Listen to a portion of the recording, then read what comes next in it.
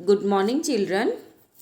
बच्चों, आज हम हिंदी साहित्य में पाठ 7 दान का हिसाब पाठ पढ़ेंगे। तो उससे पहले आप इस चित्र को देखिए। इस चित्र में आपको कैसा दिखाई दे रहा है? क्या लग रहा है आपको चित्र में देखकर? कौन कौन है चित्र में बच्चों? देख के ही आपको महसूस हो रहा होगा कि यह चित्र कैसा है। तो इसमें एक राजा है, ये राजा है और ये उसकी प्रजा, एक ठीक है, उसका एक गरीब व्यक्ति प्रजा का। ठीक है, तो आपको राजा कैसा दिखाई दे रहा है बच्चों? कैसा लग रहा है राजा? गुस्से वाला ना, है ना? अपनी प्रजा से कैसे बात कर रहा है वो? गुस्से से, है ना? स्वार्थी घमंडी टाइप का लग रहा है। और प्रजा उसके आगे कुछ विनती कर रही है, प्रार्थना कर रही है किसी चीज़ के लिए, लेकिन वो उसको गुस्से से मना कर रहा है। ठीक है, तो हमारा पाठ इसी पर, एक स्वार्थी राजा पर आधारित है। ठीक है, दान का हिसाब। तो चलिए पढ़ते हैं हम अपना पाठ, दान का हिसाब। दान का हिसाब। एक था राजा, राजा जी लकदक कपड़े पहनकर यूं तो हजारों रुपए खर्च करते रहते थे, पर दान के वक्त उनकी मुट्ठी बंद हो जाती थी। राजसभा में एक से एक नामी लोग आते रहते थे, लेकिन गरीब, दुखी, विद्वान, सज्जन इनमें से कोई भी नहीं आता था, क्योंकि वहाँ पर इनका बिल्कुल सत्कार नहीं होता था। तो इसमें क्या कह रहे हैं कि एक राजा था जो लकदक कपड़े, मतलब अपने ऊपर, तो वो अपने कपड़ों के ऊपर बहुत हजारों रुपए का खर्च करता था अपने ऊपर, लेकिन जब वो दान देता था तो उस वक्त, उस समय उनकी जो मुट्ठी है वो बंद हो जाती थी। मुट्ठी बंद होने का मतलब बच्चों यहाँ पर एक कहावत से है, मुहावरे से है, कंजूस होना। ठीक है, तो दान के समय दान देने के लिए वह बहुत कंजूस थे। राजसभा में, उनकी राजसभा में एक से एक नामी लोग आते रहते थे, मतलब उन्हीं के जैसे लोग आते थे, लेकिन गरीब, दुखी, विद्वान, सज्जन, तो जो गरीब लोग हैं, दुखी हैं, विद्वान हैं, सज्जन मतलब जो अच्छे भले लोग हैं, वो नहीं आते थे।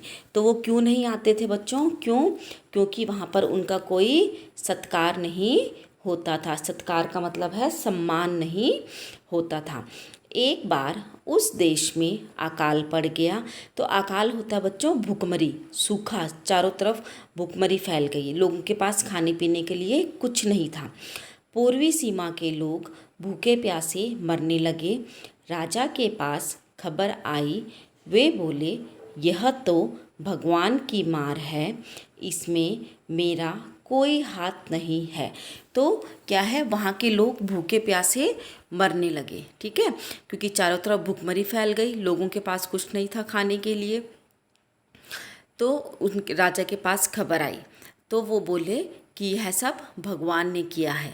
ठीक है, इसमें मैं कुछ नहीं कर सकता, कि अगर भगवान ने अकाल फैलाया है तो वही इसको ठीक करेंगे। ठीक है, लोगों ने कहा, महाराज राज भंडार से हमारी सहायता करने की कृपा करें, जिससे हम लोग दूसरे देश से अनाज खरीदकर अपनी जान बचा सकें। तो जो वहाँ के लोग हैं, जो उसकी प्रजा है, उसने कहा कि महाराज, बच्चों राज भंडार होता है जहाँ पर राज्य का सारा धन इकट्ठा होता है। ठीक है, तो वो राजा के पास होता है। तो उन्होंने कहा जो राज भंडार में धन है उससे हमारी सहायता करें, हमारी मदद करें। ठीक है, लेकिन जिससे हम क्या करेंगे, दूसरे देश में जाकर वहाँ से अनाज खरीदेंगे और अपनी जान बचा सकेंगे। राजा ने कहा, आज तुम लोग अकाल से पीड़ित हो। ठीक है, कि मतलब आज तुम अकाल से भूखे मर रहे हो, कल पता चलेगा कहीं भूकंप आया है, परसों सुनूंगा कहीं के लोग बड़े गरीब हैं, 2 वक्त की रोटी नहीं जुटती। इस तरह सभी की सहायता करते करते जब राज भंडार खत्म हो जाएगा, तब खुद मैं ही दिवालिया हो जाऊंगा।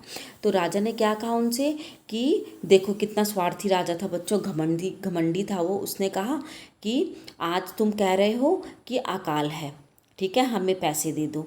कल तुम कहोगे कि भूकंप आ गया, अब हमें पैसे दो।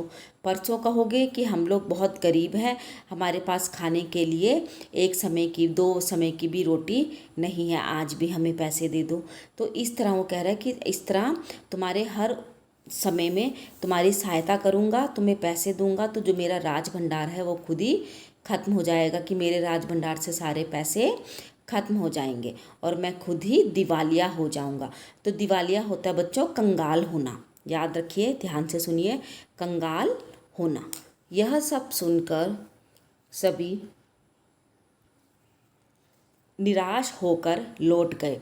तो यह सब बात सुनकर, ठीक है, जो उसकी प्रजा है, जनता है, वो वापस दुखी निराश होकर वापस आ गई। ठीक है, तो कितना स्वार्थी राजा है ना बच्चों, वो ऐसे मुश्किल के समय में वह अपनी प्रजा की, अपनी जनता की सहायता नहीं कर रहा। ठीक है, चलिए आगे देखते हैं। इधर अकाल का प्रकोप फैलता ही जा रहा था। ठीक है, कि चारों तरफ अकाल का प्रकोप फैल रहा था, अकाल फैल रहा था। ना जाने रोज कितने ही लोग भूख से मरने लगे। ठीक है, अब चारों तरफ अकाल फैलता जा रहा था। तो ना, अकाल होता है बच्चों, आपको बताया मैंने, जब बारिश नहीं होती, चारों तरफ सूखा हो जाता है, भयंकर गर्मी होती है, भीषण गर्मी। ठीक है, लोगों, सारी फसलें, अनाज, सब चीज़ नष्ट हो जाता है, पशु पक्षी, पेड़ पौधे सब तड़पने लगते हैं। ठीक है, तो कह रहे कि चारों तरफ धीरे धीरे अकाल फैल रहा था, लोग भूखे मर रहे थे। लोग फिर राजा के पास पहुँचे, वो दोबारा से राजा के पास गए, उन्होंने राजसभा में गुहार लगाई। ठीक है, गुहार मतलब मदद के लिए प्रार्थना की। दुहाई महाराज, आपसे ज़्यादा कुछ नहीं चाहते, सिर्फ 10,000 रुपये हमें दे दो, तो हम आधा पेट खाकर ही जिंदा रह जाएंगे। तो उन्होंने कहा कि महाराज, हमें ज़्यादा पैसा मत दो, हमें सिर्फ 10,000 रुपये दे दो, तो हम थोड़ा सा खाना खाकर ही जिंदा रह जाएंगे। राजा ने कहा, 10,000 रुपये भी क्या तुम्हें बहुत कम लग रहे हैं? और उतने कष्ट से जीवित रहकर लाभ ही क्या है? तो उसने कहा कि 10,000 रुपये क्या तुम्हें कम लग रहे हैं? कि अगर तुम्हें इतना कष्ट होगा तो उससे अच्छा तुम्हारा जीवित रहने का क्या फ़ायदा, ठीक है, कि तुम मर ही जाओ। एक व्यक्ति ने कहा, भगवान की कृपा से लाखों रुपए राजकोष में मौजूद हैं। ठीक है, तो वही राज भंडार में जो आपका धन है, राजकोष है, उसमें लाखों रुपए हैं। जैसे धन का सागर हो, जैसे वहाँ पर धन, जैसे समुद्र होता है ना, सागर होता है बच्चों बहुत बड़ा विशाल। तो कह रहे हैं कि राजकोष भी धन से भरा हुआ है, उसमें से एक आधा लोटा ले लेने से महाराज का क्या नुकसान हो जाएगा। तो बच्चों, जैसे समुद्र में से अगर हम एक लोटा पानी निकाल लें तो समुद्र पे कोई फर्क पड़ता है? नहीं ना। तो इसी तरह वो कह रहा है कि महाराज, अगर आपके राजकोष में से थोड़ा सा धन हमें मिल जाए तो उससे आपको कोई नुकसान नहीं होगा। ठीक है, अब देखिए बच्चों, राजा आगे क्या कहता है। राजा ने कहा, राजकोष में अधिक धन है तो क्या उसे दोनों हाथों से लुटा दूं? तो उसने कहा कि राजकोष में बहुत अधिक धन है, तो क्या दोनों हाथों से उसे मैं तुमको दे दूं, लुटाता रहूं, दान देता रहूं?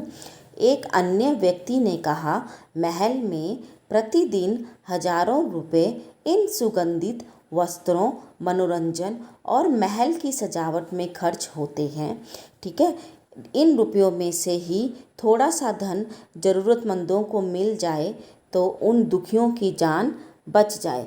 तो उसने कहा कि रोज़ महल में, प्रतिदिन हर रोज़ महल में हजारों रुपए सुगंधित, मतलब होता है बच्चों, क्या होता है सुगंधित, सुगंध वाले, ठीक है, खुशबू वाले वस्त्रों पर, मनोरंजन पर और महल की सजावट में खर्च होता है। यदि इन रुपयों में से थोड़ा सा धन आप ज़रूरतमंदों होते हैं बच्चों, जिनको ज़रूरत है उस समय, जैसे ये अकाल पीड़ित थे, को मिल जाए तो हम दुखियों की जान बच जाएगी। ठीक है, यह सुनकर राजा को क्रोध आ गया। क्रोध का मतलब होता है गुस्सा आना। वह गुस्से से बोला, खुद भिखारी होकर मुझे उपदेश दे रहे हो? ठीक है, मेरा रुपया है, मैं चाहे उसे उबाल कर खाऊं, चाहे तल कर, मेरी मर्जी, तुम अगर इसी तरह बकवास करोगे तो मुश्किल में पड़ जाओगे, इसलिए इस वक्त तुम चुपचाप खिसक जाओ। तो अब राजा ने क्रोध से क्या कहा, राजा ने क्या कहा कि राजा को गुस्सा आ गया। वह गुस्से में बोला, खुद तो भिखारी हो और ऊपर से मुझे उपदेश दे रहे हो कि मुझे भाषण दे रहे हो। खुद की तुम्हारे पास कुछ नहीं है, है ना। मेरा रुपया, मेरा पैसा, मैं चाहे इसे उबाल कर खाऊं चाहे तल कर, मतलब कि मेरी मर्जी, मैं अपने पैसों से चाहे महल की सजावट करूं, चाहे मनोरंजन करूं, चाहे कुछ भी करूं, ठीक है। तुम अगर इसी तरह बकवास करोगे तो मुश्किल में पड़ जाओगे, मतलब अगर तुम आगे से ऐसे मेरे साथ बहस करते रहोगे तो तुम मुश्किल में पड़ जाओगे, इसलिए इस वक्त तुम चुपचाप खिसक जाओ। इसलिए वो कह रहा है कि इस वक्त तुम यहाँ से चुपचाप चले जाओ। राजा का क्रोध देखकर लोग वहाँ से चले गए, ठीक है। तो क्रोध मतलब होता है बच्चों गुस्सा, तो उन्होंने राजा का गुस्सा देखा और वो वहाँ से चले गए।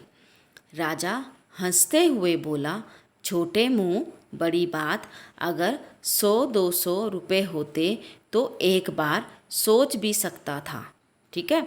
अब राजा ने हंसते हुए बोला कि छोटे मुंह बड़ी बात, है ना, कि मैं छोटे मुंह बड़ी बात की, इतने छोटे लोग होकर ऐसी बड़ी बड़ी बातें कर रहे हैं कि 10,000 रुपये दे दो।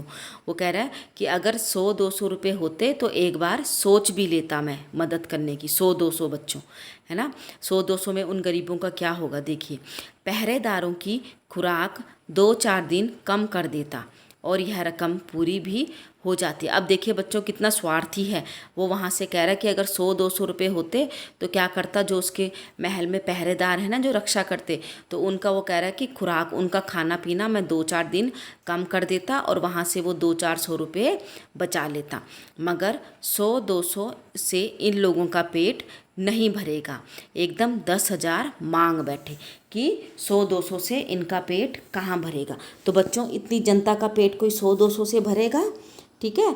छोटे लोगों के कारण नाक में दम हो गया, कि इन छोटे लोगों के कारण, कि उसने कहा कि जो गरीब लोग हैं इनके कारण मेरी नाक में दम हो गया। नाक में दम होना होता है मतलब परेशान होना, कि मैं परेशान हो गया, ठीक है।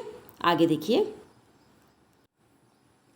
यह सुनकर वहाँ उपस्थित लोग हाँ हूँ कहकर रह गए, ठीक है। अब वो राजा से बहस नहीं करना चाहते थे, ठीक है, क्योंकि वो वैसे ही घमंडी स्वार्थी था, तो वो सिर्फ हाँ हूँ कहा उन्होंने, ठीक है। मगर मन ही मन उन्होंने भी सोचा राजा ने यह ठीक नहीं किया, ठीक है। तो जो उसके जो महल के लोग थे ना, तो उन्होंने सोचा कि राजा ने यह ठीक नहीं किया। ज़रूरतमंदों की सहायता करना तो राजा का कर्तव्य होता है। तो उन्होंने कहा राजा का धर्म होता है अपनी प्रजा की, अपने उसकी सहायता करना, है ना बच्चों। जैसे आपके घर में देखो आपके बड़े बुजुर्ग हैं, है ना, दादाजी, तो जो आपके घर के बड़े हैं तो आप लोग उनके गार्जियन में आते हो ना, वो आपके गार्जियन हैं, है ना। तो उनके वो आप लोगों को देखभाल करते हैं, आप लोगों को देखते हैं, सब कुछ, है ना। तो इसी तरह बेटा जो राजा है प्रजा भी उसके बच्चों की तरह होती है, ठीक है। तो वो उसका कर्तव्य होता है, ड्यूटी होती है अपने प्रजा को देखना, जनता को देखना। अब आगे देखिए। 2 दिन बाद ना जाने कहाँ से एक बूढ़ा सन्यासी राजसभा में आया। उसने राजा को आशीर्वाद देते हुए कहा, तो एक बूढ़ा सन्यासी, साधु सन्यासी राज दरबार में आया, उसने राजा को आशीर्वाद दिया, ठीक है, और कहा दाता कर्ण महाराज। तो एक बच्चों महाभारत में कर्ण थे, ठीक है। वो बहुत बड़े दाता थे, दानवीर थे, ठीक है। उन्होंने अपना जो उनका कवच था, ठीक है, जो मृत्यु से रक्षा करता था, उसको भी, ठीक है, दान दे दिया था, ठीक है, महाभारत के युद्ध में।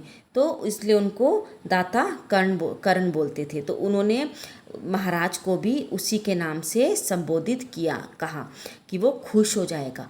बड़ी दूर से आपकी प्रसिद्धि सुनकर आया हूँ, कि आपकी प्रसिद्धि, कि आप बहुत मशहूर हैं, किस लिए, दान देने में, ठीक है। सन्यासी की इच्छा भी पूरी कर दें, कि मैं गरीब सन्यासी साधु हूँ, मेरी इच्छा भी पूरी कर दीजिए। अपनी प्रशंसा सुनकर राजा बोला, जरा पता तो चले तुम्हें क्या चाहिए। यदि थोड़ा कम मांगो तो शायद मिल ही जाए। तो उन्होंने कहा कि पता तो चले कि तुम्हें क्या चाहिए। अगर तुम्हें थोड़ा सा चाहिए, मतलब ना, अब देखो वहाँ पे भी राजा ने अपना स्वार्थीपन दिखाया, तो शायद तुम्हें मिल जाए। तो वो सन्यासी बच्चों बहुत चालाक था, ठीक है, अच्छा था वो, ठीक है। अब वो किस तरह देखना, जनता की सहायता करते हैं वो सन्यासी। तो सन्यासी ने कहा, मैं तो सन्यासी हूँ, मैं अधिक धन का क्या करूँगा, कि मैं तो साधु संत हूँ, सन्यासी हूँ, मैं अधिक धन का क्या करूँगा। मैं राजकोष से 20 दिन तक मामूली भिक्षा प्रतिदिन लेना चाहता हूँ। भिक्षा पता है ना, जो हम सन्यासी लोगों को देते हैं तो उसे भिक्षा कहते हैं। तो कहता है कि मुझे 20 दिन तक राजकोष से थोड़ी सी भिक्षा चाहिए प्रतिदिन, हर रोज़, ठीक है। मेरा भिक्षा लेने का नियम इस प्रकार है। तो उसने कहा कि जो भिक्षा मैं लूँगा ना, उसका नियम इस तरह से है। मैं पहले दिन जो लेता हूँ, दूसरे दिन उसका दुगना, ठीक है। उसने कहा आज जो मैं लूँगा उसका, ठीक है, पहले दिन जो राशि लूँगा, जो पैसे लूँगा, उसका मैं अगले दिन मैं दुगना लूँगा, ठीक है, डबल लूँगा। फिर तीसरे दिन उसका दुगना, ठीक है, मतलब फिर तीसरे दिन जो उसने दूसरे दिन लिया है उसका वो दुगना लेगा। फिर चौथे दिन तीसरे दिन का दुगना, ठीक है, मतलब जैसे जैसे दिन बढ़ते जाएंगे वो दुगना दुगना, डबल डबल उसका लेता जाएगा। मान लीजिए बच्चों, आज उसने 1 रुपया लिया है, ठीक है, तो कल दूसरे दिन वो कितना लेगा, 2 रुपये ना, 1 का डबल कितना हो गया, 2, ठीक है, फिर डबल 2 हो गया। फिर तीसरे दिन वो कितना लेगा, दूसरे दिन उसने 2 रुपये लिए, तो तीसरे दिन वो कितना लेगा, 2 रुपये का दुगना कितना हो गया, 4 रुपये, इस तरह लेगा, ठीक है। अब देखिए, इस तरह से प्रतिदिन दुगना लेता जाता हूँ। भिक्षा लेने का मेरा यही तरीका है। अब देखो बच्चों, राजा ने तो पहले दिन, अब देखिए आगे देखिए, राजा बोला तरीका तो समझ गया, मगर पहले दिन कितना लेंगे। अब वो थोड़ा सोच में पड़ गए कि पहले दिन कितना लेंगे। जब पहले दिन अगर इन्होंने ज़्यादा ले दिया तो दूसरे दिन इनका दुगना दुगना होता जाएगा, तो ये तो ज़्यादा ले लेंगे।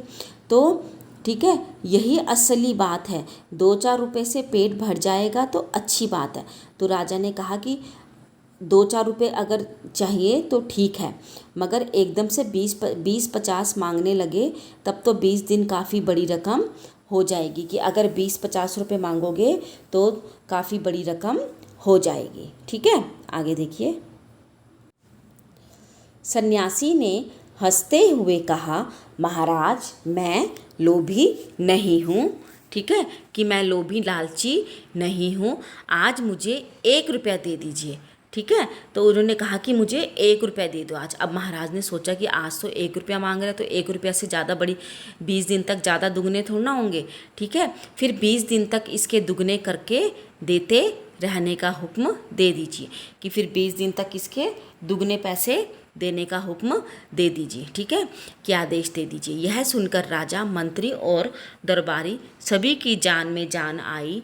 राजा ने हुक्म दे दिया, सन्यासी के कहे अनुसार 20 दिन तक राजकोष से उन्हें भिक्षा दी जाती रहे।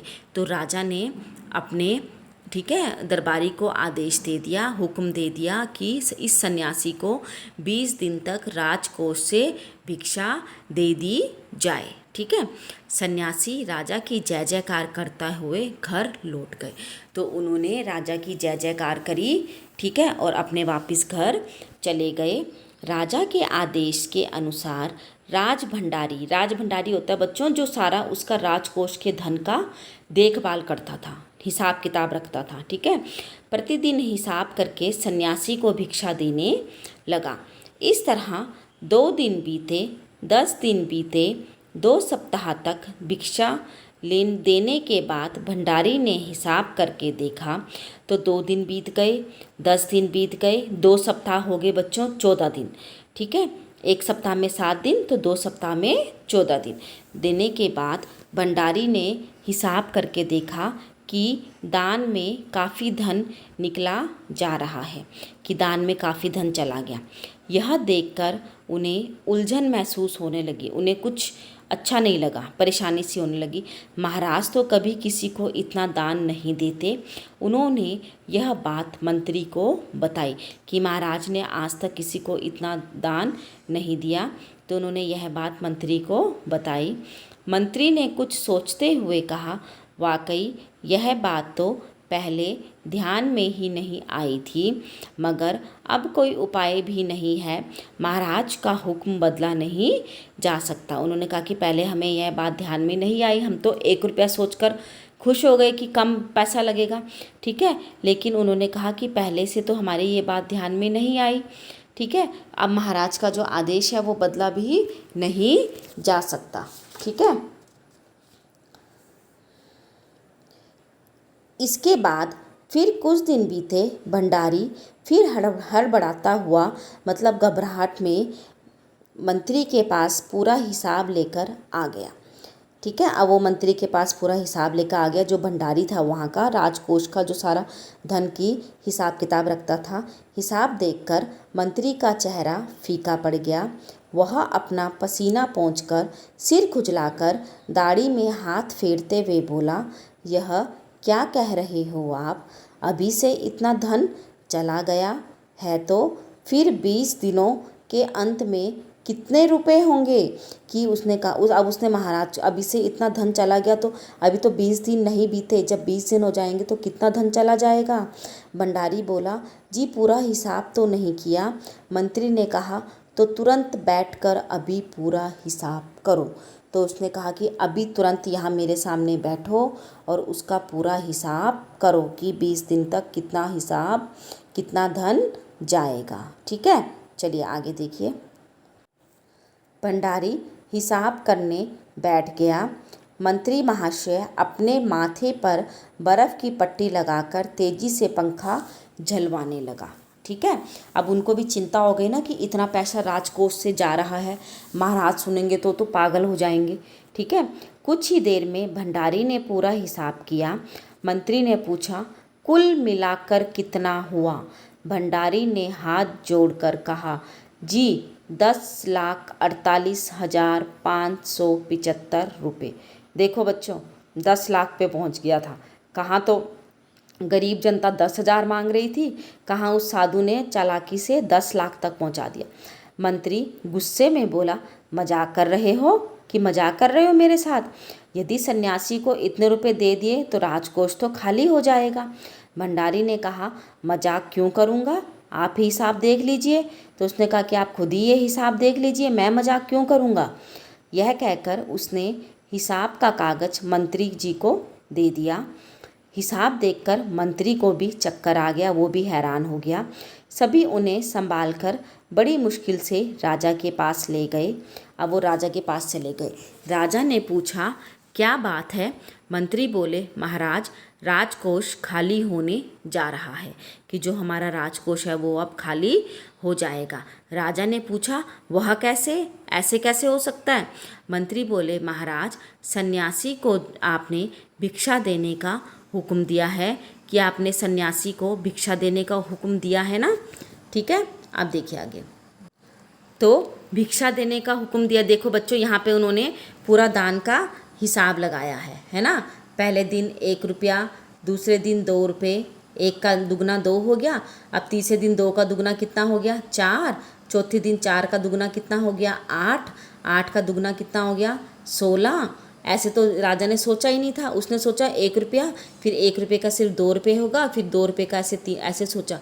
देखिए 5वें दिन 16 रुपये हो गया, 6ठे दिन 32 रुपये, दुगना दुगना करते जा रहे हैं ना उसका, है ना। 7वें दिन 64, 8वें दिन 128 रुपये, 9वें दिन 256 रुपये। इस तरह कर करके देखो बच्चों, 20वें दिन आ गया 1,48,575 रुपये, है ना। इस तरह चले गए ना, टोटल उन्होंने कुल हिसाब लगाया तो इस तरह। मगर अब पता चला कि उन्होंने इस तरह राजकोष से करीब 10 लाख रुपए झटकने का उपाय लिया है, कि इस तरह उन्होंने राजकोष से 10 लाख रुपए लेने का उपाय किया है। राजा ने गुस्से में कहा, मैंने इतने रुपए देने का आदेश तो नहीं दिया था, फिर इतने रुपए क्यों दिए जा रहे हैं? भंडारी को बुलाओ। ठीक है, तो राजा ने कहा कि मैंने इतने रुपए देने का आदेश नहीं दिया था, इतने रुपए क्यों दिए जा रहे हैं, भंडारी को बुलाओ। मंत्री ने कहा जी सब कुछ आपके हुक्म के अनुसार ही हुआ है, कि जैसा आपने आदेश दिया था उसी के हिसाब से हुआ है, आप खुद ही दान का हिसाब देख लीजिए। राजा ने उसे एक बार देखा, 2 बार देखा, इसके बाद वह बेहोश हो गया। काफ़ी कोशिश के बाद उनके होश आ जाने पर लोग सन्यासी को बुलाने दौड़ पड़े। तो काफ़ी कोशिश करी, उन्होंने हिसाब को बार बार देखा, उसके बाद वो खुद ही बेहोश हो गए।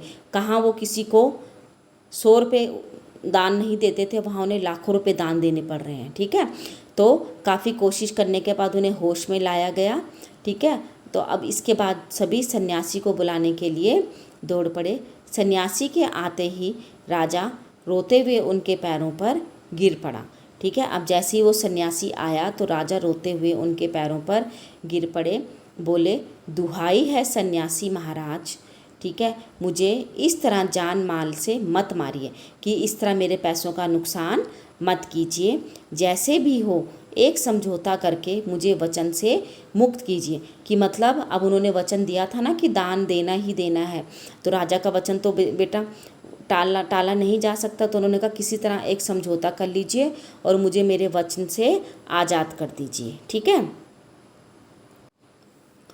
अगर आपको 20 दिन तक भिक्षा दी गई तो राजकोष खाली हो जाएगा। ठीक है, उन्होंने कहा कि अगर मैं आपको 20 दिन तक भिक्षा दूंगा तो जो मेरा राज भंडार है सारा धन खत्म हो जाएगा।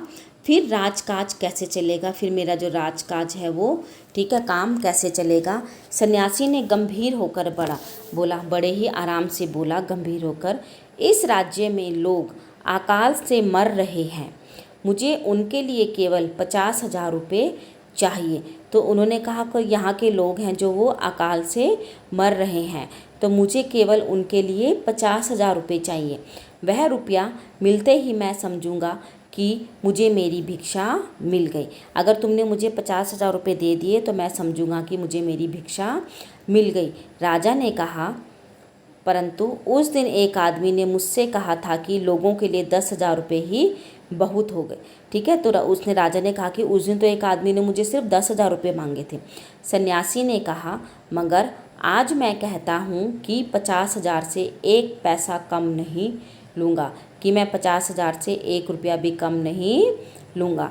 राजा गिड़गिड़ाया, मंत्री गिड़गिड़ाए, सभी गिड़गिड़ाए, सभी ने उसके सामने गिड़गिड़ाए, मदद मांगी, मगर सन्यासी अपने वचन पर डटा रहा। ठीक है, लेकिन सन्यासी अपने वचन से नहीं हिला। आखिरकार लाचार होकर राजकोष से 50,000 रुपये सन्यासी को देने के बाद ही राजा की जान बची। तो अंत में, ठीक है, सन्यासी अपने वचन से नहीं हटे। उन्होंने कहा नहीं तो मुझे राजकोष से जितने मैंने भिक्षा मांगी थी उतना पैसा दो, नहीं तो सिर्फ मुझे 50,000 रुपये दो। तो अंत में राजा ने मजबूर होकर, लाचार मतलब मजबूर होकर 50,000 रुपये सन्यासी को दे दिए।